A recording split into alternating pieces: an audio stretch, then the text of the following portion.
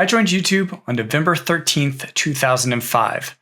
The very first thing I uploaded was something I did when I was a graduate student at Portfolio Center in Atlanta, Georgia, now part of the Miami Ad School. Before every guest speaker seminar, 2 students were pre-selected to basically do a 5-minute warm-up act, a talent show of sorts. And people did all sorts of things, from magic tricks to breakdancing routines. Now, the hottest song of summer 2005 was Yeah by Usher, featuring Lil Jon and Ludacris. And I had figured out how to play an acoustic version of that song using a loop pedal to create some underlying percussion and bass tracks. So when my name came up to do the pre-talk talent show, I knew what I had to do.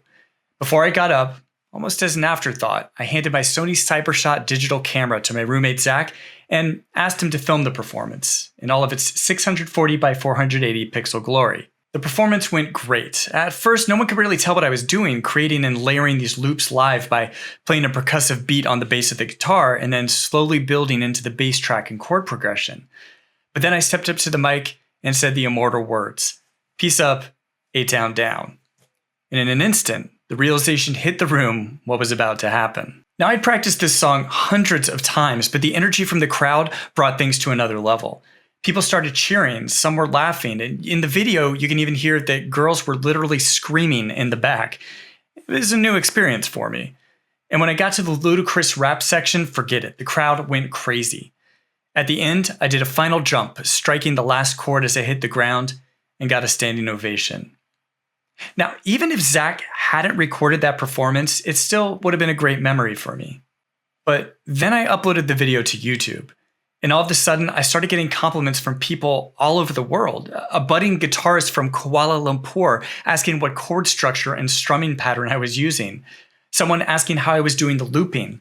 And several people asking me to please re-record it because they couldn't hear some parts over the screaming girls.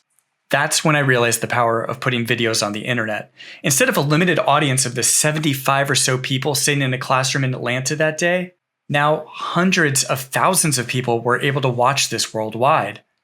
That experience was over 15 years ago now, and online video has exploded since then. It's become the primary way we entertain, inspire, and inform. Platforms like YouTube, Instagram, TikTok, Twitter, Facebook, and more have democratized video creation and distribution, so anyone can share their stories with the rest of the world. I recently passed a major milestone on YouTube, reaching 100,000 subscribers. That means 100,000 people said, "Hey, I like this guy's videos enough that I think I'm going to click a button to watch more in the future." And yes, that is bananas. But this is far from an overnight success story. For me, it's been a 15-year journey to get to this spot. And I also don't make any money from these videos. Almost all my videos are ad-free, with the only exceptions being ads claimed by copyright holders for music I've used, mostly in my earlier videos before I knew any better. So if you're looking for a scheme to get rich and famous quick, this is probably not the talk for you. This is the 15-year make no money limited internet fame plan.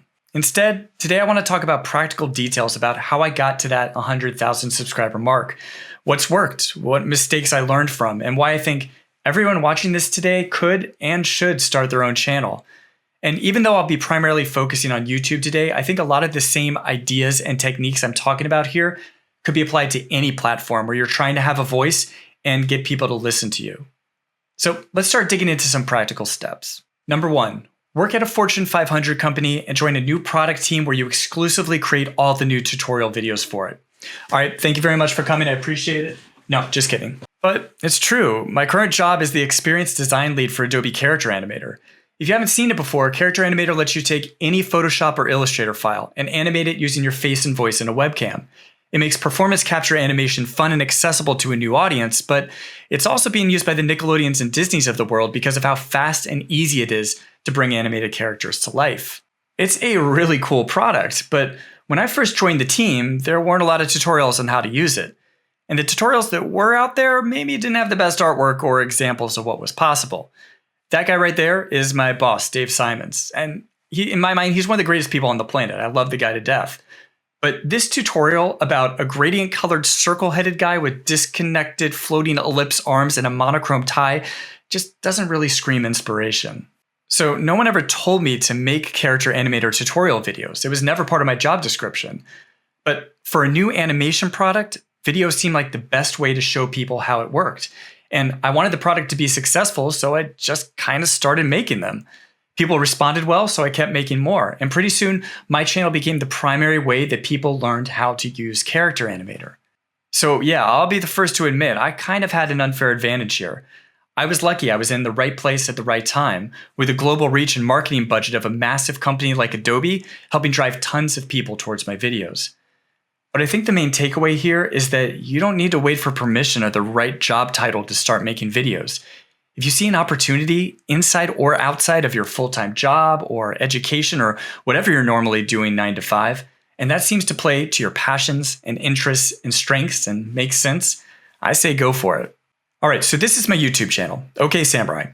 The reason it's called OK Samurai is because that was the name of a pop rock band my friends and I played in during high school and college. So that's kind of become my de facto username for everything. And I'll be honest, over the years I've thought about changing it. Conventional wisdom seems to say that I should just switch it over to calling my channel by my real name, Dave Warner. But the reason I haven't done that is because of this. These are all David Warners. We've got a Bowie-esque rock musician from the 80s, a healthcare leader, a real estate investor, a baseball player, and that's just if you spell Warner correctly as W-E-R-N-E-R and not the more common W-A-R-N-E-R, which gets you acclaimed British actor David Warner, aka the bad guy from the first Tron movie. Suffice to say, it's a crowded world of David Warners. But as far as I know, I'm the only OK Samurai out there, and to me, it's an infinitely more memorable name. It also deflects attention away from me and onto a brand, something that feels potentially bigger than just one person. Also, if I make a mistake or a bad video, it doesn't feel as personal. Oh, that wasn't me. That was OK Samurai. So I've stuck with it, and it's worked out so far. The best advice I have for starting a YouTube channel is to not overthink it. Just start making stuff that interests you. Experiment. See what people respond to versus what barely gets any interactions at all. With every video I upload, I'm still learning techniques, so I strive to make every video a little bit better than the last one. I also don't feel boxed in to only doing Character Animator tutorials for eternity. There's plenty of other stuff on the channel, from music videos to vacation highlights to old graduate school projects. If you can't think of any ideas for making your own channel and videos, here's some suggestions for a few relatively easy ways to get started. First, tutorials. Chances are you have an intermediate to advanced knowledge of quite a few things, or you're a real expert in a couple of areas. Maybe you're a great cook, or really proficient with certain software, or you speak multiple languages. Whatever the case, YouTube is one of the #1 destinations people go to when they want to learn how to do something. So if you have an area where you can share your expertise, there's probably a built-in audience for it. Tutorial videos also tend to have longer watch times, which is a key metric YouTube uses to determine which videos it prioritizes and promotes in searches. Second, product reviews. We all buy stuff and have opinions on what works and what doesn't, so you can just turn a camera on and share your thoughts on something you recently bought. Mix in a few close-up shots and action shots of using the product, and you've got a video ready to go. Like recently, we bought a Roomba, and skimming through the reviews led me to a channel called Vacuum Wars, where this guy tests and rates all kinds of vacuums. Seems a little niche, but he does a great job, and it genuinely helped with our buying decision. Product reviews are a surefire way to get a lot of content and build up a channel quickly. Third, music. If you sing or play an instrument or dance, this is a no-brainer. Music has a built-in rhythm and forward momentum that keeps things interesting and keeps people watching. And things get most interesting and viral when you mix things up. Kind of like that slightly awkward skinny guy from Atlanta doing an acoustic cover of Usher's Yeah with a loop pedal. So maybe that's a trombone cover of Blackpink's Ice Cream featuring Selena Gomez. Now I have no idea what that would sound like, but it sounds pretty entertaining to me. So if you look on the Billboard Hot 100 chart, pick a currently popular song and do your take on it with whatever musical talents you have. That's a guaranteed several hundred views at least. And finally, fourth, just document stuff. The entrepreneur Gary Vaynerchuk talks about this a lot. He says, document, don't create. He doesn't come up with these big complicated scripts or make sure his lighting is perfect. He just talks to cool people and does interesting stuff and has the camera recording the entire time. Now, to be fair, he has some really talented editors who can take hours of footage and distill it into an impactful 5-minute piece, complete with background music and B-roll footage and all sorts of stuff to keep it interesting. But this shouldn't be a foreign concept. Documenting is something a lot of us do when we go on vacations, right? We take a bunch of photos and videos to remember the experience.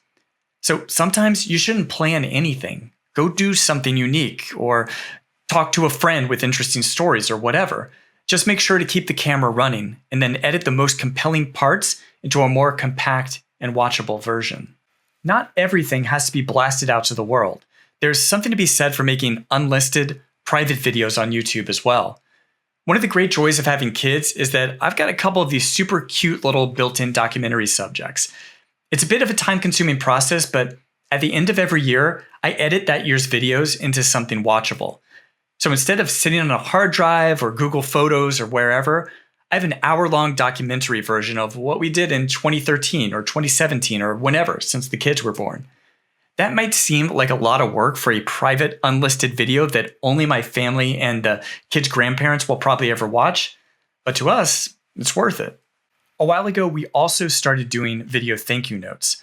Because a lot of our family and friends are back on the East Coast where we grew up in the suburbs of Washington, D.C., we thought it'd be nice for them to see the kids interacting with the gifts they sent them for their birthdays or Christmas or whenever. Again, these are unlisted YouTube videos that we only send to one or two people. And it's actually been a big time saver. If you've ever tried to get a kid to write a thank you note, you know that it's 100 times easier to tell them you're going to make a thank you video instead, where they just get to play with their toys and say thanks. We even sent an unlisted video as part of our cover letter when we made an offer on our house. The housing market in the San Francisco Bay Area has always been insanely competitive, and we knew we had to do something unique to stand out. So we sent a link to a video in our cover letter where we talked about what we loved about the house while the kids ate cookies and just generally looked cute. Our offer was accepted, and we later heard that the video was a key part of the decision-making process. It added a personal touch and helped us stand out. So even in circumstances where video is not usually part of an established process, it still might be one of the best ways to share your story. Sometimes for my videos, I'll find an excuse to play around with the intersection of several things that I love. For example, I love video games. Always have, always will. So I've made several animated projects around video games and then accompanied them with a behind-the-scenes tutorial on how I made them and give the characters and background artwork files away as free assets. I get to make something I love, Adobe gets a little marketing push, and the users get a new tutorial and free character to use and learn from. So everybody wins. It's the same thing with music. The last music video I did had a little cartoon guitar playing guy walking around local places, and that launched alongside a tutorial on how to combine animated characters and live video footage. You have a unique perspective on the world, and no one else can combine your interests together in quite the same way. And that's usually when things are the most interesting. So whereas animation and video games and music for me, maybe for another person, it's football and Lego and cooking. I can think of a ton of ways that would work. Maybe a stop motion 12 frame per second cooking show using Lego minifig hosts to go through recipes. Or a recurring show where a host and a guest talk about the week's best plays while snacking on unique game day appetizers and include the free recipes on a separate website. I mean, look at the success of a channel like Hot Ones, where it's a tried and true talk show format with a twist. They eat ridiculously hot chicken wings throughout the interview. Sometimes all it takes to make something unique and entertaining is just one small tweak or edit to a standard formula. So you try something. Worst case scenario, it doesn't work and you learn from it and move on to make a better next video. Now I know some of you are saying, oh, this all sounds great, but you don't want to be on camera. Well, I don't know if I've mentioned this product called Adobe Character Animator yet, but it lets you become any type of character you want. You may have heard of VTubers or virtual YouTubers where everything is narrated by an animated character. We've seen this as a huge growth area for Character Animator. I mean, look at this guy. This is Castlehead. He says he's a reformed supervillain from another dimension. He regularly live streams on Twitch, either chatting with people behind his desk, playing requests on the piano, or playing video games. I have no idea what this guy really looks like or where he got the idea for this, but he's incredibly entertaining and has started to amass a sizable following. Or Get Mads on YouTube, an animated character who loves talking about Nintendo games. At 362,000 subscribers, he puts my 100K to shame. His recent video about playing Animal Crossing for 300 hours currently has 4 million views. So whether your excuse is not being on camera or not liking the sound of your voice or whatever, there's always a creative solution to your problems, and your videos might end up being better because of it. And I've also heard the excuse, oh, I wish I could do this, but I don't know how to edit videos. To that, I would say they're teaching my daughter how to edit video in the 2nd grade now, using the website wevideo.com. Both my kids have now edited dozens of projects using Adobe Rush on the iPad. Video editing literacy is becoming commonplace in modern times. So if a 7 and 9-year-old can learn how to do it, trust me, so can you. I was the same way growing up, always experimenting with video. Like, I would make animated book report videos for school using the Super Nintendo game Mario Paint connected to a VCR machine to record it on VHS tapes. And let me just say, when we read S.E. Hinton's The Outsiders in 7th grade, Don Simpson's shoebox diorama paled in comparison to my epic animated reenactment of a pivotal knife fight scene. Did I go overboard with the animated blood? Probably, but I learned what got people's attention. At a certain point, you have to jump into things head first and learn as a trial by fire. That's what I did when I was a grad student at Portfolio Center. I made a ton of dumb little videos, and in retrospect, 99% of them were terrible. My editing, or lack thereof, would linger on boring shots for way too long. The audio was muffled and unclear. My animated characters moved like possessed robots suffering from muscle spasms. But those bad videos were a necessary step in my progression as a creator. You pick up so many tips and tricks along the way. Maybe in one noisy video, you learn how to remove background noise. In another, you try color grading a dull shot or lightening up some particularly dark footage. Whether you realize it or not, you're slowly but surely building up a vocabulary of editing techniques. That's definitely the path that I took, at least. All of those Portfolio Center videos were shot on my digital camera and edited in iMovie. It was a great start, but at a certain point, I started to hit the limits of what was possible there and slowly graduated to Adobe Premiere Pro, which is what I still use today. But it didn't stop there, as over time, I started to incorporate even more programs into my workflow, like After Effects for titles and motion graphics, and Audition for audio editing. It's worth it to keep pushing yourself, stepping outside your comfort zone and trying new techniques. If you've never used a green screen or made an animated character or planned out your shots with storyboards, give it a try. I feel like experimentation is the main way I continue to grow as a creator. I think that openness to experimentation is something I've tried to never shy away from. I recently turned 40, and as I grow older, I find it's really easy to fall into the same routines over and over again. When you have a family and home and job and all these responsibilities you're constantly trying to juggle, sometimes it feels like there's not a lot of wiggle room to try new things. So when my wife and kids joined a local all-ages theater company called Grand Performing Arts, and I saw how much fun they were having, I got roped into the world of acting for the first time. 4 years ago, I had never taken a drama or acting class in my life, but my kids were watching, so I jumped into it head first.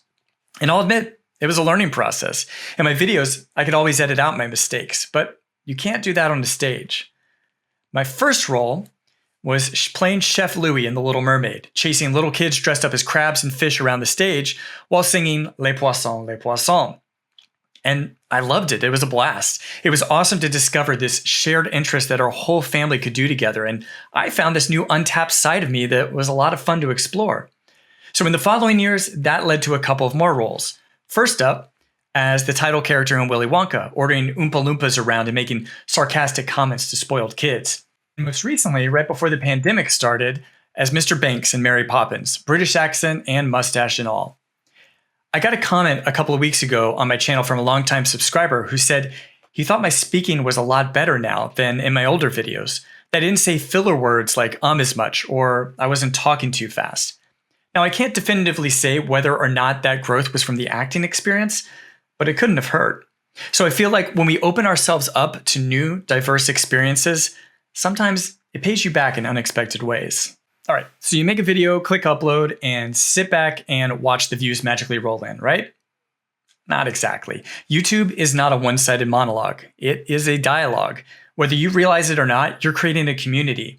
And for that community to grow, you have to engage. Every morning, one of the first things I do is go to the channel comments page. This is where you, as the channel creator, get to see a feed of all the latest comments people have added across all your videos. So I go through them all and either give them a little heart symbol or respond to a question they have. And I can't tell you the number of times someone responds with something like, holy crap, I can't believe that the OK Samurai is actually responding to me. Many people are genuinely surprised when I like their comment or respond. Now, if only they knew that this is what I looked like on the other end of the conversation, that the OK Samurai is barely awake, drinking coffee out of a Harry Potter cauldron in his pajamas. But what that does is it creates a personal connection. The person on the other side of that comment knows that I hear them, that I'm listening. It's human nature to want to feel like we're being heard. And that positive experience keeps them coming back again and again. And why I see a lot of the same names in the comments every time I launch a new video. So this really shouldn't come as a hot tip. It's just to interact with your community in a genuine way, really listening and trying to help them. Now, sometimes you see the same question get asked 100 times, and for that, I do have a text doc with several copy and paste responses that I can add to the end of a personal message. So, for example, a lot of times I get asked if I do freelance work and can make cartoon characters for people. So I'll thank them for thinking of me, but say, unfortunately, my full-time job at Adobe prevents me from taking on any outside work. And then direct them to a website we've put together of character animator freelance artists, where they could almost certainly find someone who can help them out. Or if I'm trying to help someone troubleshoot why a character is animating in a certain way, I'll give my initial ideas, but then encourage them to post a screenshot or video to our official forums where they can get more direct help. So although every note has a personal touch, sometimes the YouTube comment section isn't the best place to figure out a solution. And so I try to direct people to the right resources. And yes, it's the internet, so sometimes you will get negative comments. And when that happens, I try to see if there's any constructive criticism in them or not. If there isn't, I just delete them.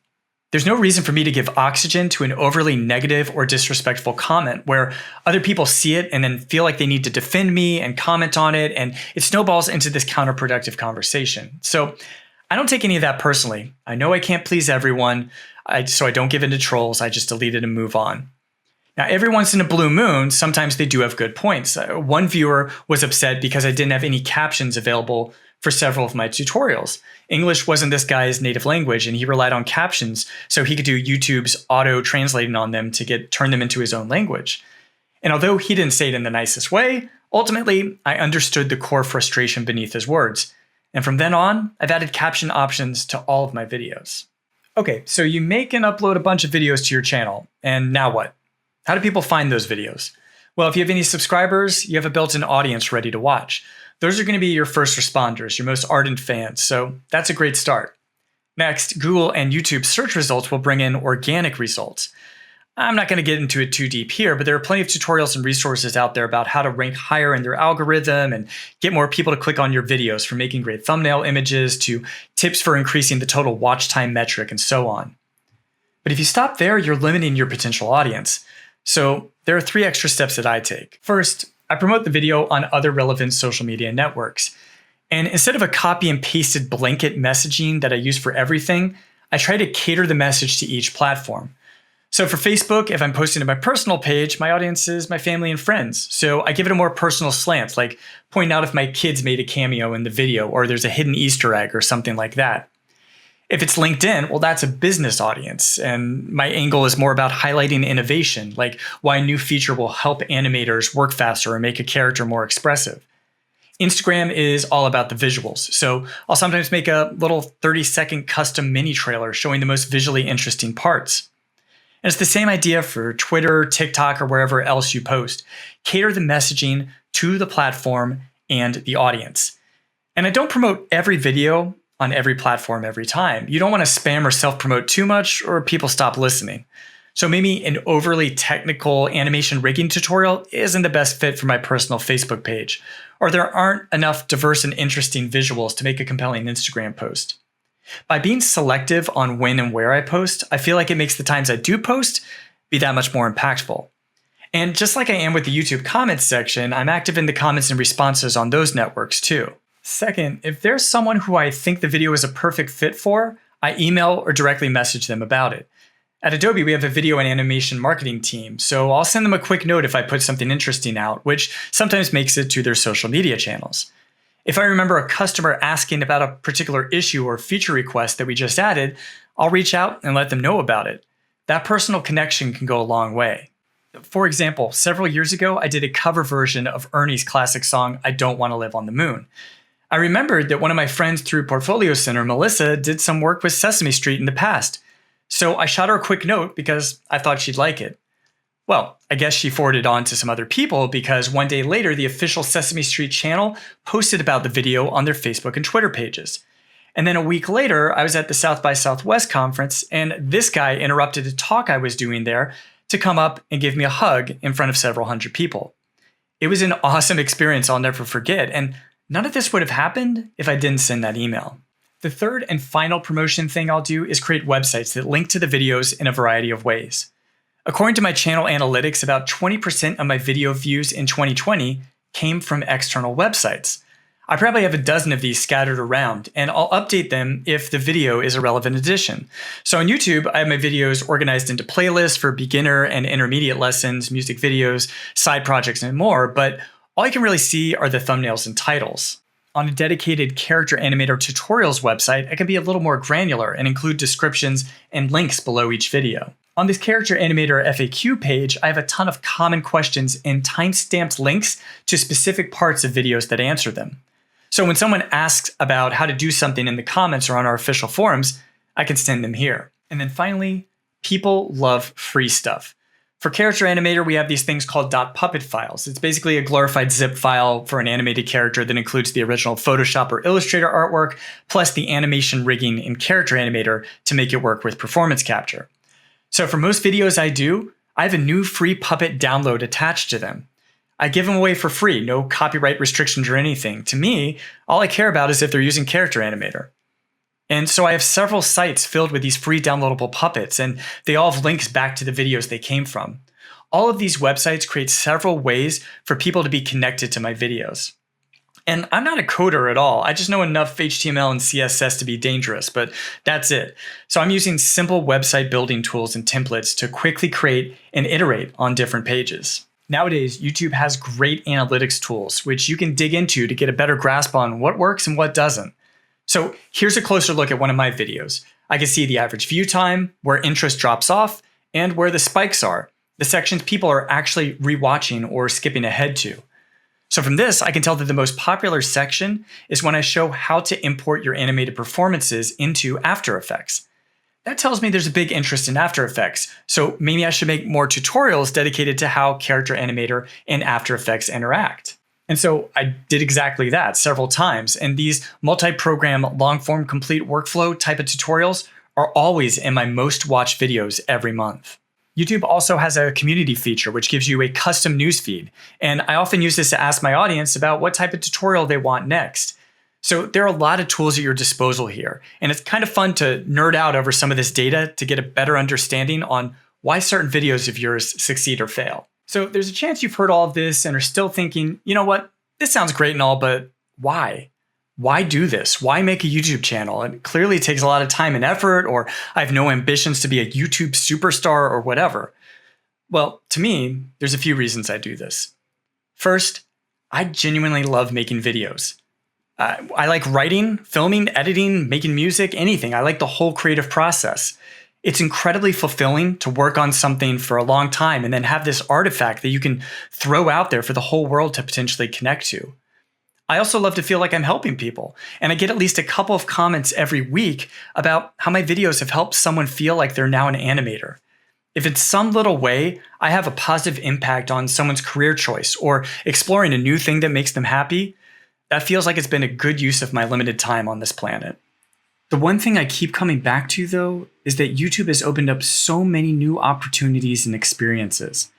I talked about some stuff already, like getting a hug from Cookie Monster, but if I think back over the past 15 years and try to connect the dots to why certain things happen to me, a lot of it stems from videos I've made.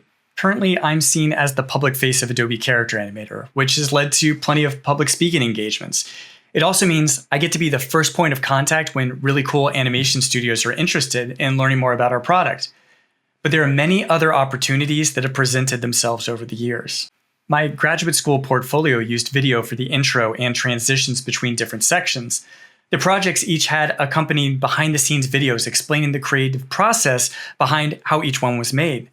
The site made a huge splash when it launched, leading to dozens of job opportunities. And it was featured in everything from a BlackBerry Playbook TV commercial to a spread in a book on web design history. One of those portfolio projects was an interactive novel that blended the worlds of books and video games called Cadence of Seasons. which led to a venture capital firm in San Francisco seeing it and giving me a job making an actual real indie video game, Atmosphere, which I worked on for 4 years. Or the time I did an acoustic cover of Paula Abdul's Straight Up, which led to a phone call from the song's creator, Elliot Wolf, who said he loved my version. Or the series of music videos I did called Extraneous Lyrics, where I made more wordy, verbose versions of pop songs, which got a shout out from Ariana Grande. None of these opportunities would have happened if I hadn't have clicked that upload button. When you put your stories online, you are only one click or tap away from everyone else on this planet. That's incredibly powerful. My favorite opportunity actually didn't even happen to me. It's about another one of my very favorite YouTube channels. Now, this channel has only been around for about 2 years and only has 28 subscribers, but it's already led to some interesting opportunities. And it's a channel my 2 kids made. They saw all the cameras and tripods and lights and green screen blankets around the house and naturally wanted in on the action.